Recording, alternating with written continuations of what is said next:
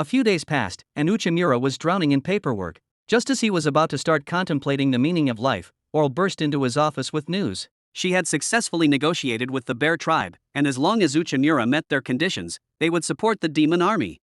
She also informed him that he was about to receive some kind of commendation for his efforts. Knowing the demon lord's usual flair for the dramatic, Uchimura figured it would either be an extravagant reward or a high-stakes death match. Before he could process the impending doom of his recognition ceremony, Almandra walked in carrying lunch. This would have been a welcomed distraction if the food didn't look like something straight out of a prison cafeteria. The demon army's rations were flavorless, and Uchimura was convinced it was a new form of torture.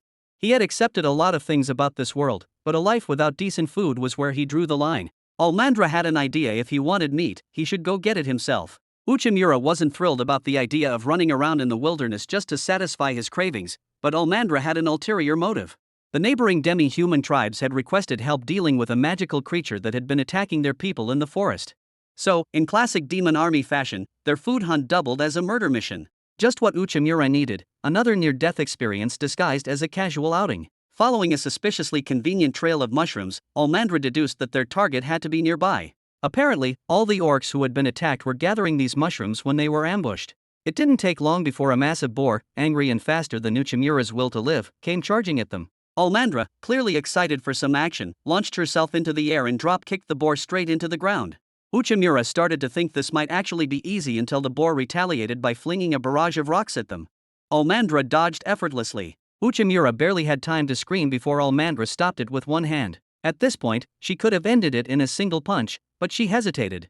Killing it outright would ruin the meat, and considering how desperate they were for food, she wasn't about to waste a meal. So instead, she opted for a less messy method, snapping its neck like a twig. With the boar now lifeless, Almandra proudly declared that Uchimura could finally have his precious meat. Somehow he wasn't hungry anymore. They dragged the corpse back to the orc village, where the locals greeted them like heroes.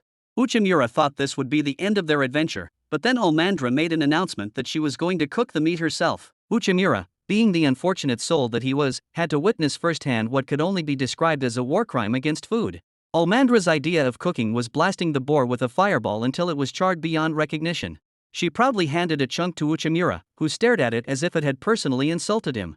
Almandra insisted it tasted better than it looked. The moment it hit his tongue, he knew he had made a terrible mistake. It was like chewing molten rubber coated in ash. If this was what demons considered fine dining, he now understood why they were always so angry. After barely surviving what he could only describe as culinary warfare, Uchimura put his foot down. From now on, he would be in charge of cooking. Almandra challenged him to do better. And so, he did.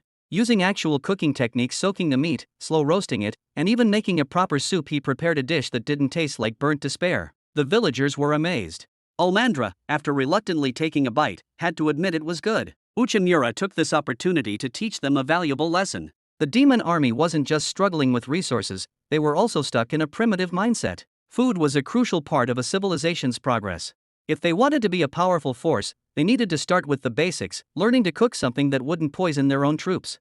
It sounded harsh, but Almandra had to admit he had a point. The demon army was strong, but they lacked development. And if they wanted to truly compete with neighboring nations, they had to evolve. Almandra decided it was time to head back to the castle. Uchimura, still traumatized by everything that had happened, was not excited about traveling at night.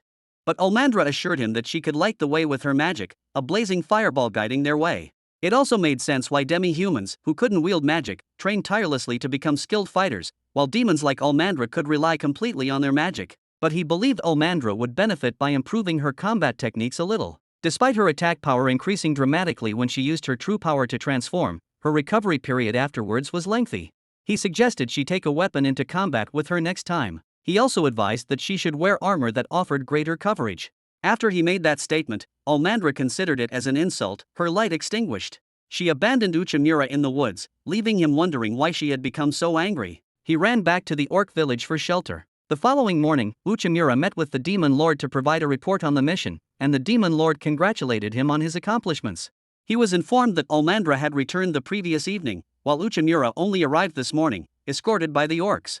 So, he was asked whether some dispute had occurred between him and Almandra. Uchimura broke down and proclaimed himself unworthy of being a general. The demon lord advised him to calm down and explain what happened. Uchimura told him everything. The demon lord could see that Uchimura had accidentally offended Almandra, but it was crucial to mend this rift for the good of the demon army. So, he formally ordered Uchimura to find a way to reconcile with Almandra. That was easier said than done. He recalled the pride Almandra had expressed when stating that demons were the only ones capable of magic, but there had to be more to it. So, he began reading a demon history book, hoping to understand. He soon discovered a chapter detailing that a toned physique was necessary for a demon's magical capability, which is why demons took great pride in their figures and often wore skimpy clothing. Uchimura now understood the root of Almandra's upset by suggesting that she be more efficient with more coverage. He had essentially rejected her demon pride. However, he had no idea how to rebuild their relationship. Meanwhile, at the castle, Oral, having finished chopping wood for the day, was about to begin her next task when she was horrified to see Almandra, incredibly upset over her argument with Uchimura. When she saw Oral, she cried to her, claiming that Uchimura disliked her and refused to praise her physique. Oral was initially bewildered, but after Almandra explained events, she understood the potential misunderstanding. She explained that as a human, Uchimura's values were significantly different from theirs. Uchimura didn't believe that displaying your body was something good, but Almandra couldn't believe it. Oral explained that Uchimura most likely considered Almandra to be an exhibitionist, which was why he had never questioned it. Almandra suddenly realized that if Uchimura was uneasy with her exposed body, then all those affectionate gestures she'd made towards him were probably interpreted as some sort of deviant behavior. She was embarrassed. Oral begged her to stop as the floor couldn't endure much more of this.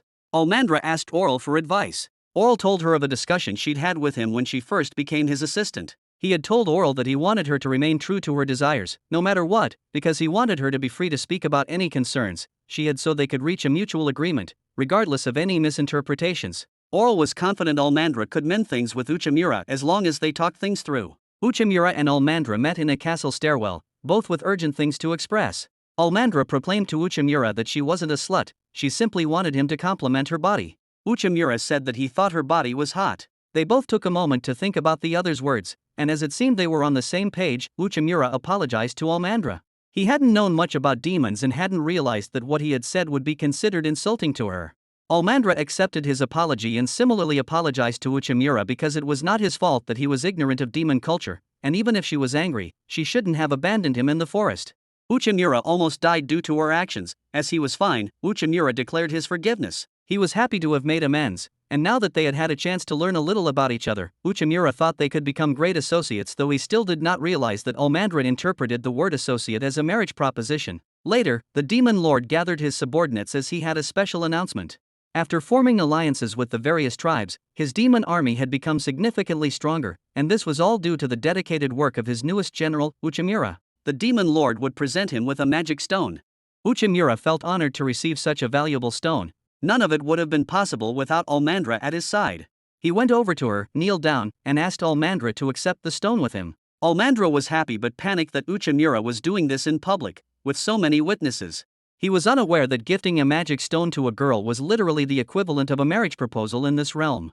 And the only reason she didn't accept immediately was because she was embarrassed in front of everyone. Thanks for watching.